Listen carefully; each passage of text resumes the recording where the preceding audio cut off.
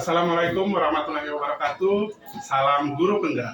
Saya Iputu Astawa Hartawan, calon guru penggerak angkatan 11 tahun 2024 dari SMP Negeri 1 Atap 2 Mentaya Hulu, Kabupaten Kota Waringin Timur. Pada video kali ini saya akan melaksanakan kegiatan observasi untuk aksi nyata modul 2.3 coaching untuk supervisi akademik. Pada kesempatan kali ini saya ditemani oleh rekan sejawat saya Ibu Winarti dari SMP Negeri 1 Atap 2 Mentaya Hulu. Beliau merupakan guru IPS dan beliau akan menjadi objek pengamatan saya pada kegiatan observasi nanti. Baik, selanjutnya kita akan menuju ke kegiatan pra-observasi. Selamat pagi, Bu Winarti. Pagi, Bu. Gimana kabarnya dulu? Alhamdulillah baik. Iya.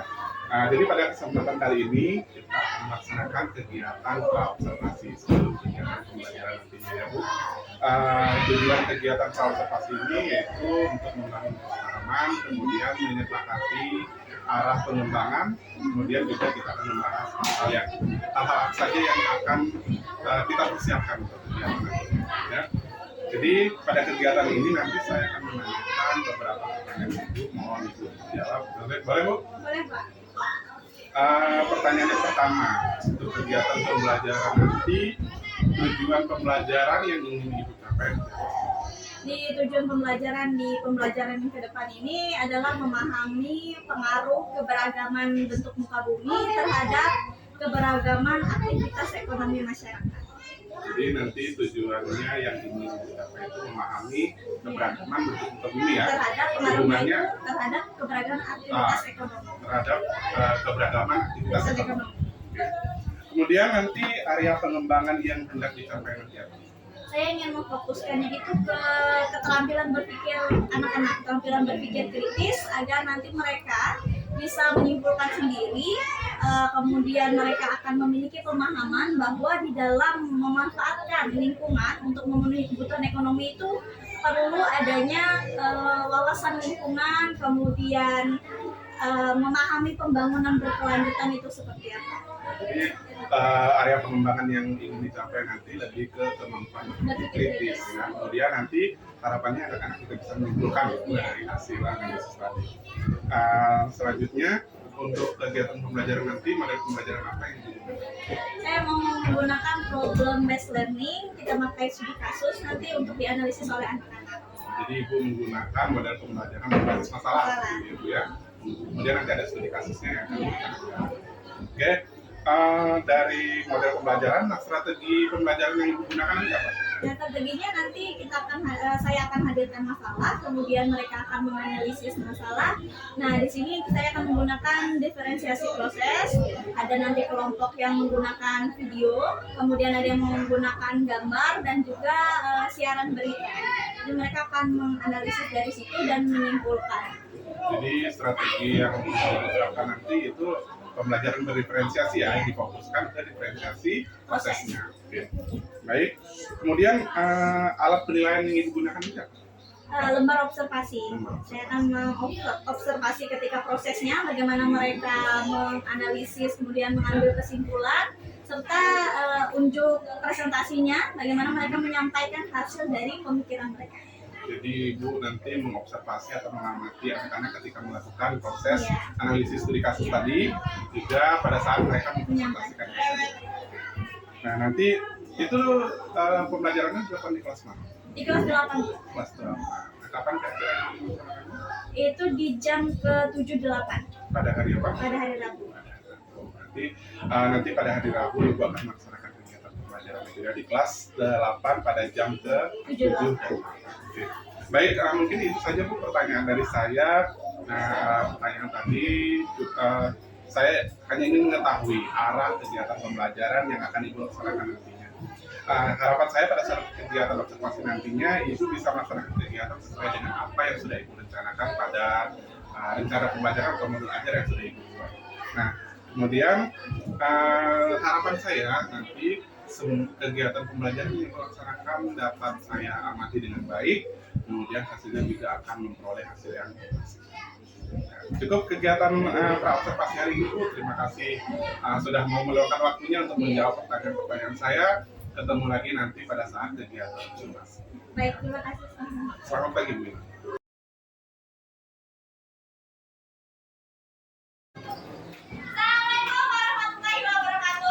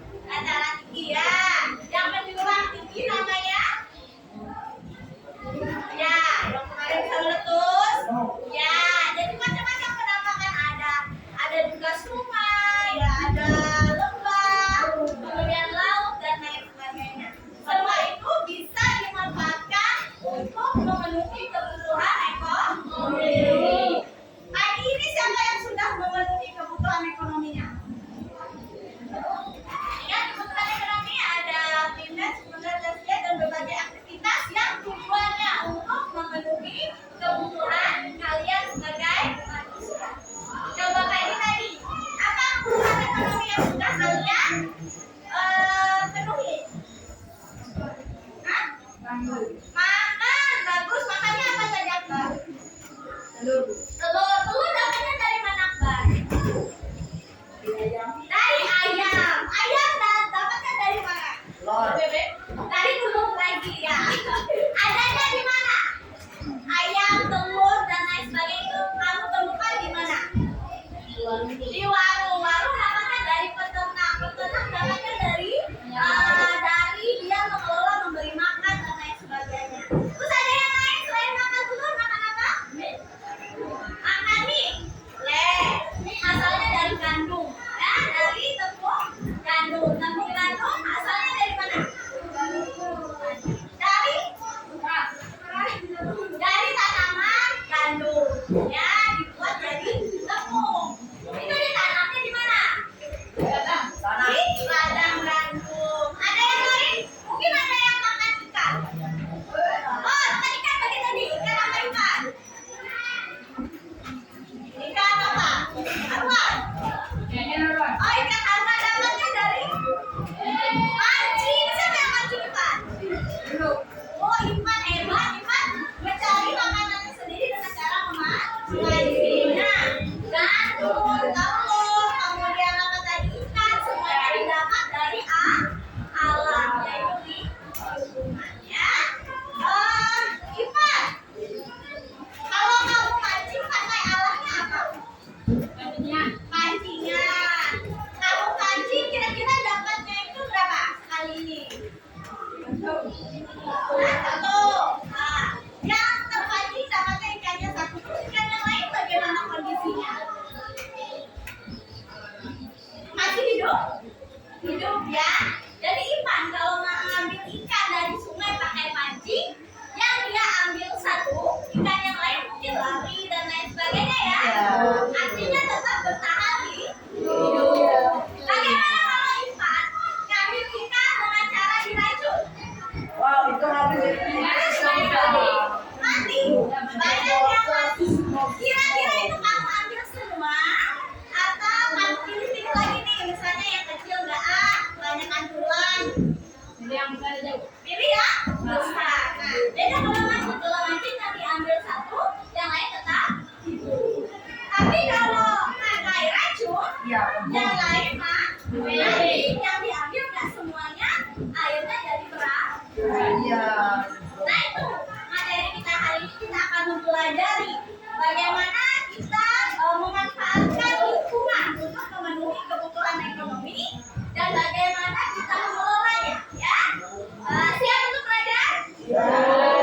Akan kita bagi ke dalam 3 kelompok ya. Hari ini ada berapa orang? Kita bagi 3 kelompok dan Ibu sebutkan namanya. Silahkan kalian bergabung dengan kelompok yang Ibu sebutkan namanya. Sudah kita bagi menjadi 3 kelompok, kelompok 1, kelompok 2, dan kelompok 3. Silakan dengarkan instruksi dari Ibu ya. Hari ini kita akan belajar secara berkelompok untuk kalian mencari intisari dari apa yang Ibu kirim di grup nantinya. Coba sekarang buka grup kelasnya ya. Buka grup kelas, sudah Ibu kirim link untuk kelompok 1 berupa video, kelompok 2 berupa gambar, dan di kelompok 3 berupa siaran berita. Coba kalian amati isinya, itu tentang apa. Kemudian masing-masing memberikan pendapatnya di kertas ditulis. Kemudian nanti digabungkan menjadi satu kesepakatan atau satu pemikiran yang sama dengan teman-temannya ya. Digabungkan, didiskusikan, nanti kalian akan dapat kesimpulannya seperti apa. Yang perlu kalian cari dari video tersebut, yang pertama adalah dari materi yang ada, belum mau bentuk gambar atau video. Yang pertama apa peristiwa yang terjadi di situ, ya. Kemudian yang kedua, mengapa hal tersebut dilakukan?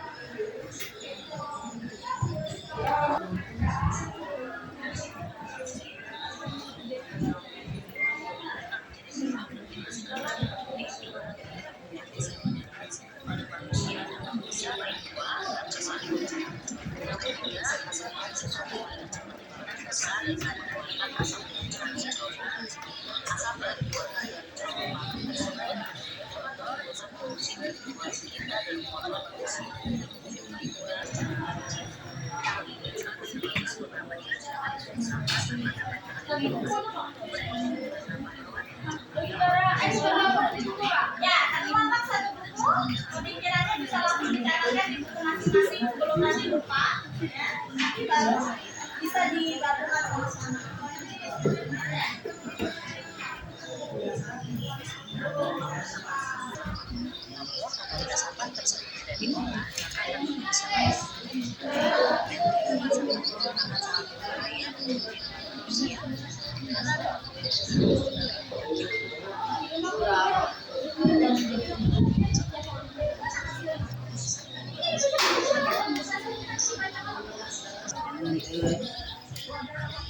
Silakan gunakan penalaran kalian ya. Pemikiran kalian silakan dituangkan di sini. Bahasanya boleh menggunakan bahasa kalian, tapi usahakan menggunakan bahasa yang baik dan benar.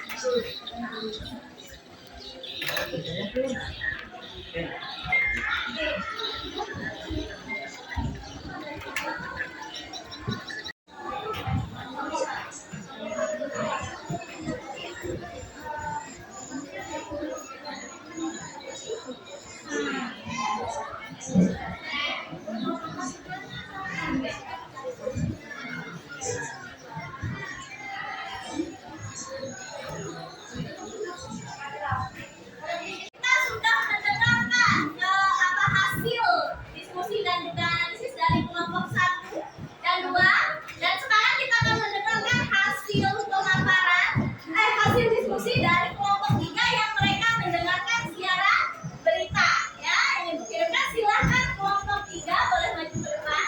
Yang lain harap memperhatikan ya. Kalau ada pertanyaan nanti boleh.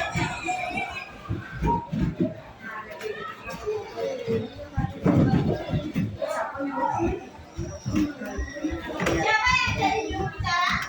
Baik, silakan. Boleh dimulai.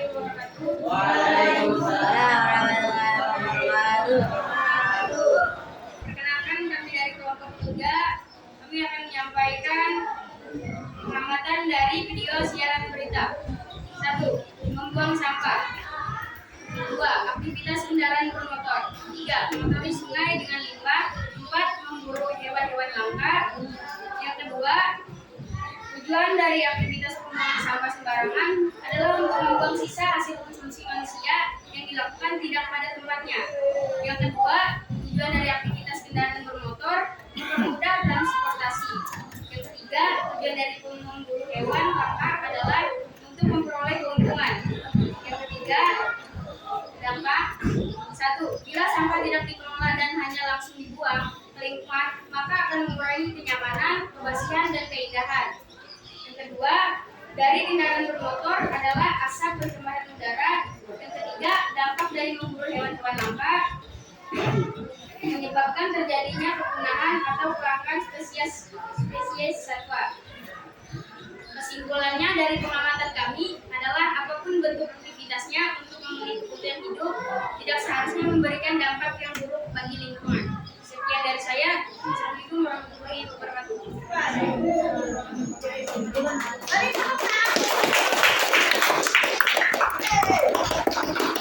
Nah, baik, tadi kita sudah mendengarkan hasil diskusi dari ketiga kelompok, baik yang dari nonton, dari melihat video, kemudian dari melihat data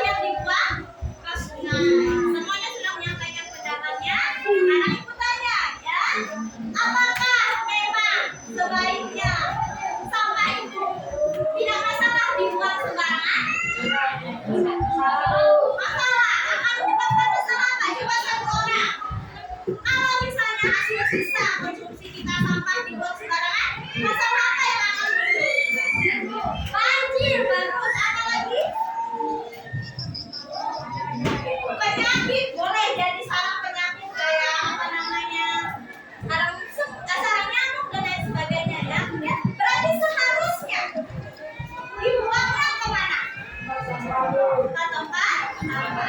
Itu mana sampah? Bagaimana limbah yang lain? Tadi ada yang itu limbah dari hasil produksi pabrik seharusnya dikelola dengan baik.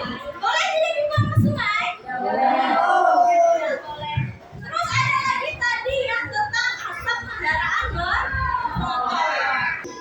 Jadi tadi kalian semuanya sudah mengamati. Ibu anggap kalian sudah mulai paham ya bahwa apapun hasil sisa atau aktivitas kita ketika memenuhi kebutuhan hidup mau itu untuk makan, untuk kendaraan, atau misalnya untuk produksi, misalnya mengolah sesuatu, itu tidak boleh seperti yang disampaikan kelompok 3 tadi, kesimpulannya tidak boleh merusak lingkungan. Kita harus memperhatikan keberlanjutan lingkungan itu untuk generasi yang akan datang. Sudah memahami materi ini tadi? Ya, Ibu harap nanti akan membawa perubahan ke perilaku kalian. Ya, yang paling kecil yang bisa kalian lakukan di sekolah apa?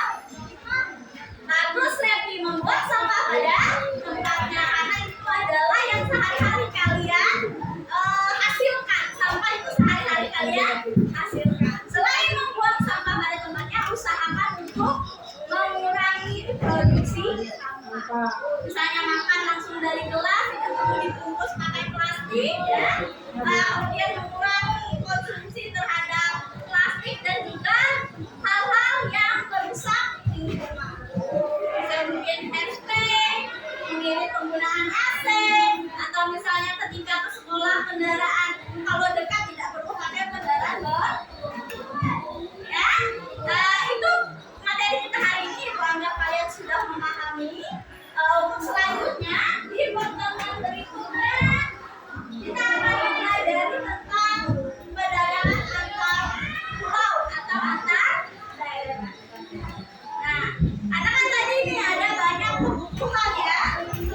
Saya perlu misalnya ada yang perlu makan, perlu kendaraan, perlu pakaian. Nah, itu tidak bisa dipenuhi sendiri. Kayak di tempat kita tidak ada pabrik motor. Kita harus beli misalnya dari luar daerah misalnya. Itu kan maka terjadilah perdagangan antar. Sekian ya untuk pembelajaran hari ini. Ada pertanyaan? Ada yang belum dipahami? Sudah jelas? Ya. Sampai bertemu lagi nanti di pertemuan selanjutnya. Tapi sebelum itu, Ibu mau tanya dulu nih. Bagaimana perasaan kalian ketika tadi bersama-sama kelompok berdiskusi, kemudian mencermati baik dari video atau gambar aktivitas pembelajaran hari ini? Ada yang mau mewakili teman-temannya? Silakan, bagaimana perasaannya? Jadi teman? Seru? Ya, siapa lagi? Senang. Ya, silakan. Ya, bagaimana perasaan? Senang. Senangnya kenapa?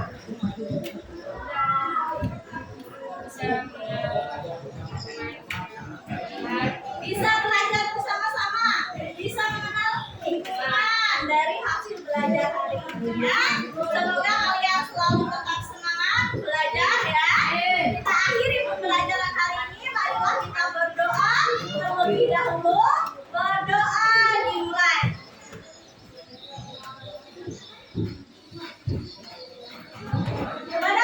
Selesai. Sekian. Assalamualaikum warahmatullahi wabarakatuh. Selamat pagi.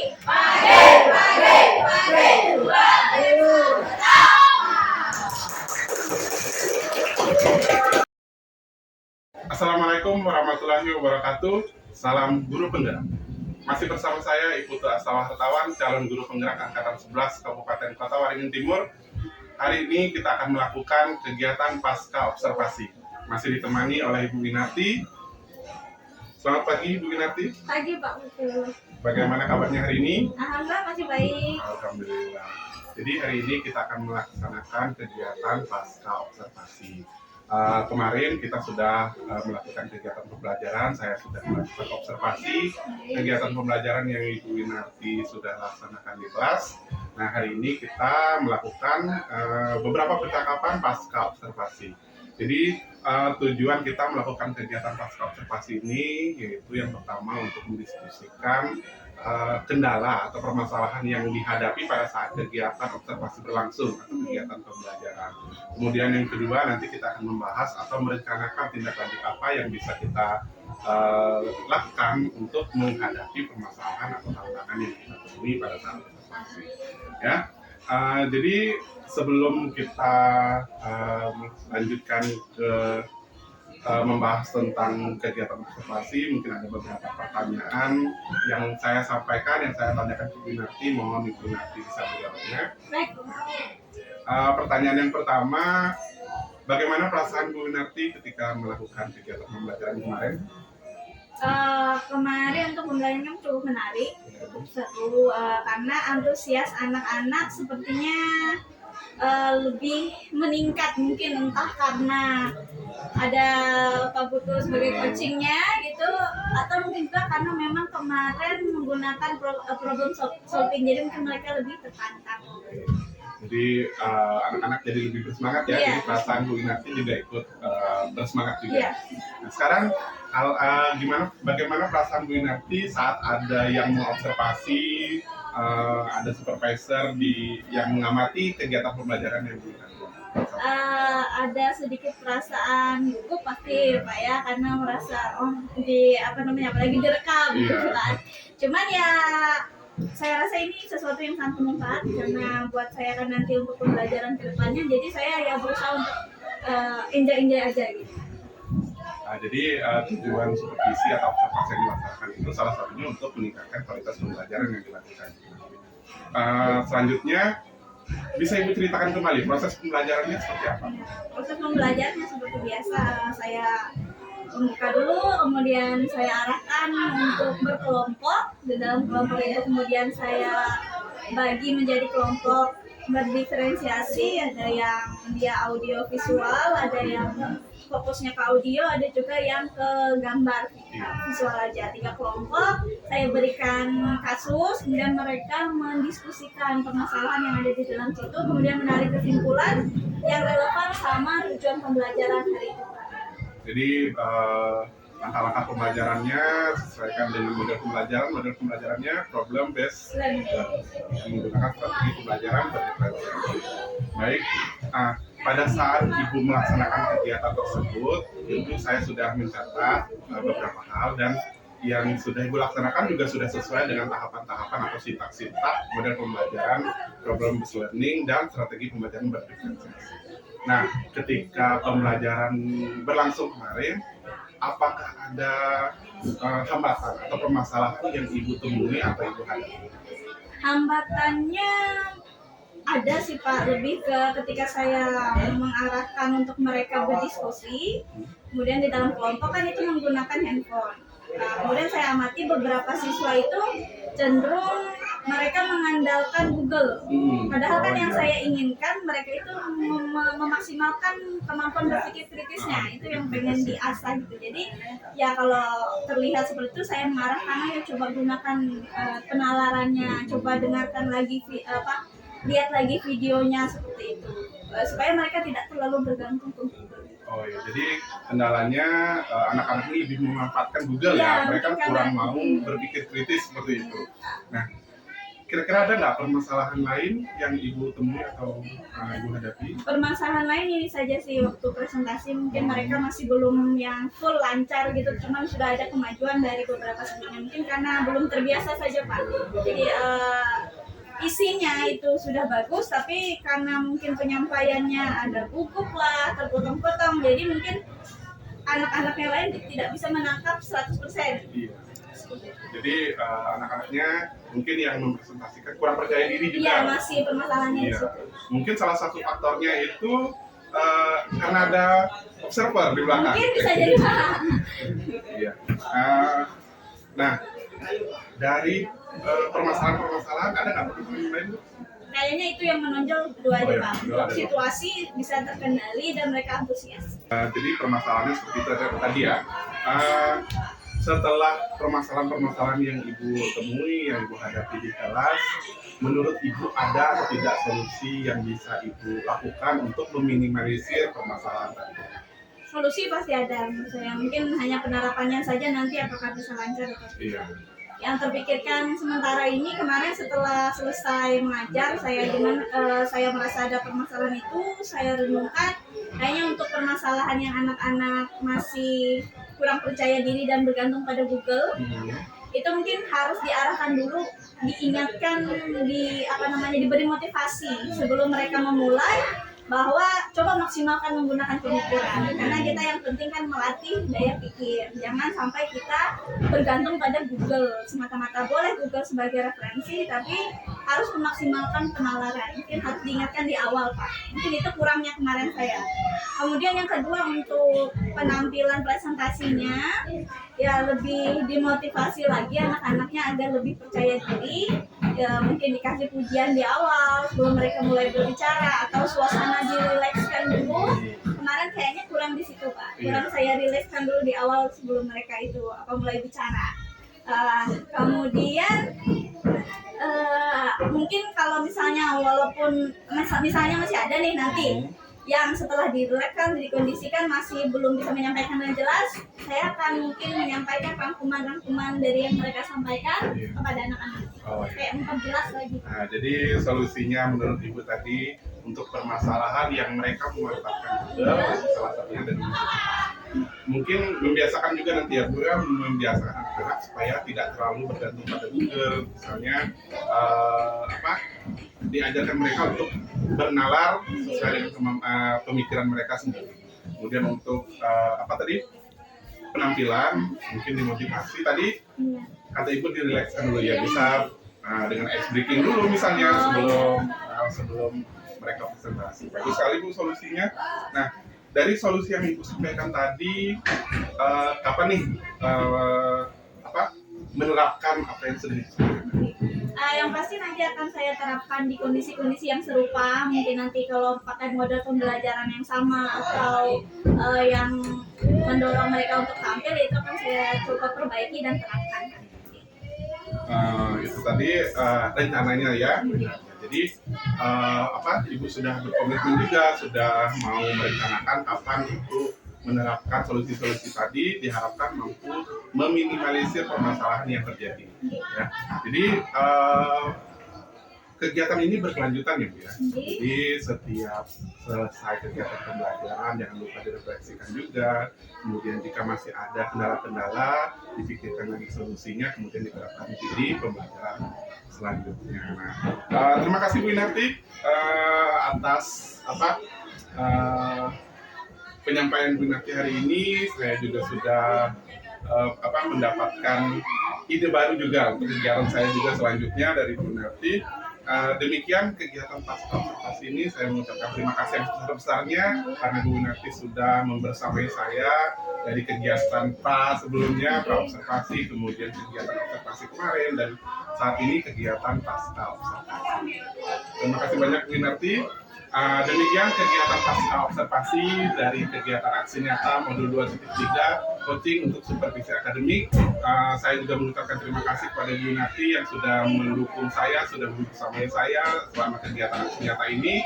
Atas perhatiannya saya ucapkan terima kasih. Assalamualaikum warahmatullahi wabarakatuh. Salam guru.